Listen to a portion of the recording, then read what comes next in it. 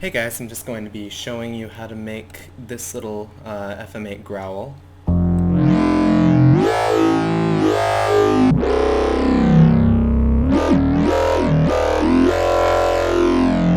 So I'm going to go ahead and click File, New Sound, and we start out with our basic properties. And the first thing that we should go to is our expert panel, and we are going to go over to the operators panel. And operators are basically oscillators in FM synthesis. And we're going to go ahead and click our F operator first.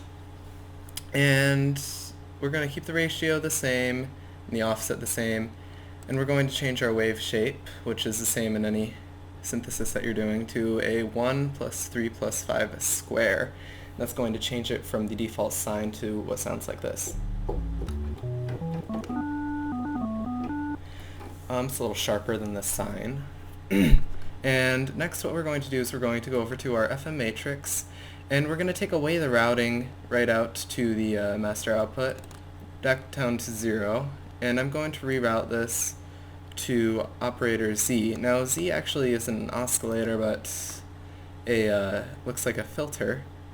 Now if we go over to Z, we see we have our filter curve, and if you'd copy these settings, put cutoff at about 41, resonance at about 24, and then the mode up to 95. Now what we're doing here with the mode is basically making it a high-pass filter, and then we take the second mode, put it up to 100. Now see if I play with the cutoff, you can hear it. You can't hear it. Well, once we get more things laid out, you'll be able to hear how the filter is working much better. Keep everything the same, and we're going to route out Z to 100%. Oh, I'm sorry, that's why you can hear it.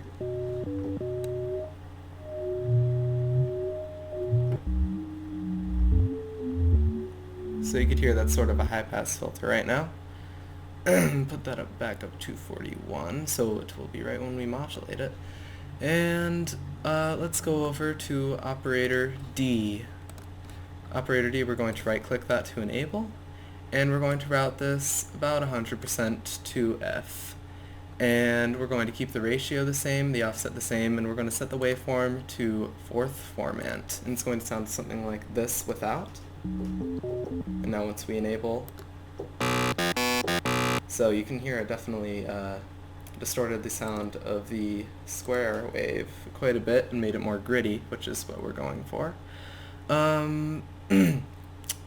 Let's see, I think that's basically all there is in that.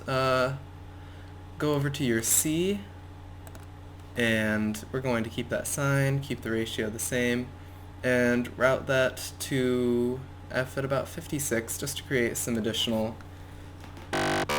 distortion.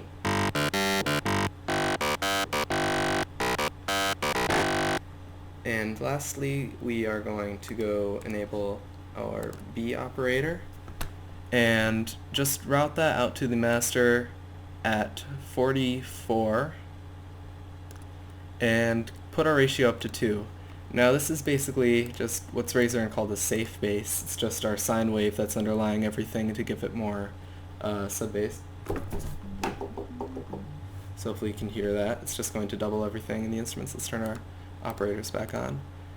And right now we have a sound like this. And that's not exactly what the final sound sounds like, so we have to change it with modulation. And since to my knowledge FM8 does not have macros like Massive, I started to set all of my modulation up to my mod wheel so I can control it with my piano. So in modulation, I want to first take off the pitch bend when I use my mod wheel, because right now it sounds like this. You can hear it's putting vibrato on my instrument, and I don't want that, so I'm just going to double click it and it will remove it. Over in my modulation, this is just my mod wheel without the LFO, I want to assign at about 198 to operator D. Now, what this is going to do is modulate how strong the signal is coming from operator D, how high the volume is. So now if you go back to your mod and play a note and play around with your mod wheel,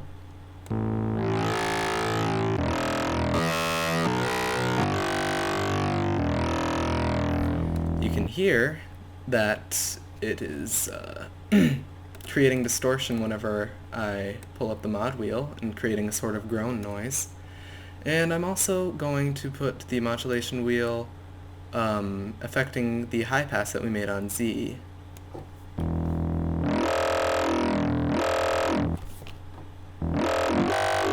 So this is it with the high pass. And without it. It just makes a lot cleaner noise. 80. Let's put that at...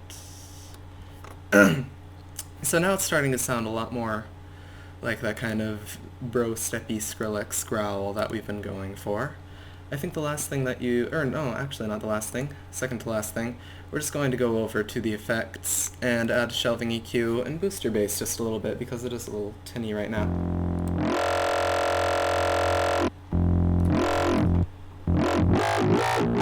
If you're working inside of a host DAW, you can just use the effects processor there, but since I'm using the standalone program, I'm just going to save it within the shelving EQ, and that makes it sound a little bit meatier.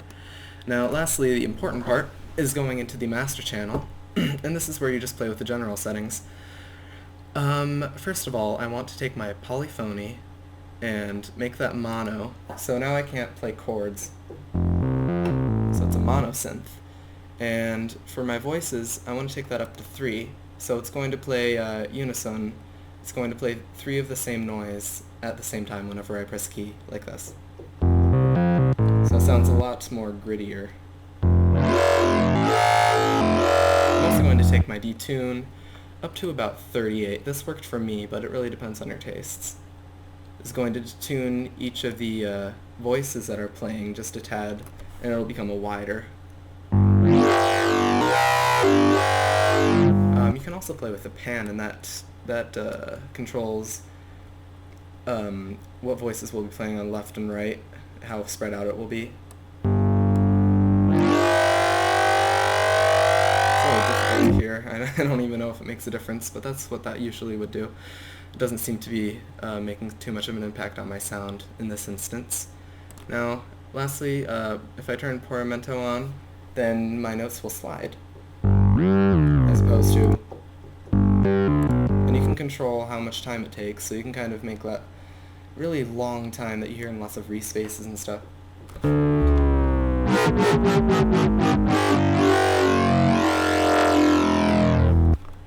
But for right now, I'm just going to keep it at a smaller value. That seems to be more workable. And it's about finished. Oh, here we go. Over here, quality. If you turn up digital, it kind of gives it that raspy, computerized texture. If you can hear it, just like that. And it really adds quite a lot of definition to the noise.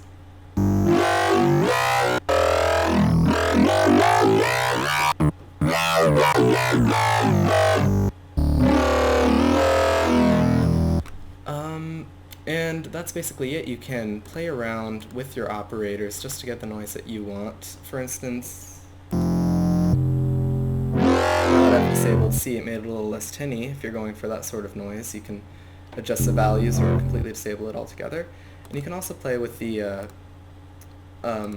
waveforms. For instance, if I change this to an 8th waveform, it's even grittier. Let's see what an 9th wave. Let's just change it to something weird. Let's see if I would leave it a sine. So you can see by mainly playing with the waveform of D, you can get a completely different noise, but you basically have all of your modulation set up so you can make any sort of kind of groan you want. So I hope this will be helpful. I've put a download for the patch that I made in the description. You can download that for free. I think it's off of MediaFire. And happy hunting.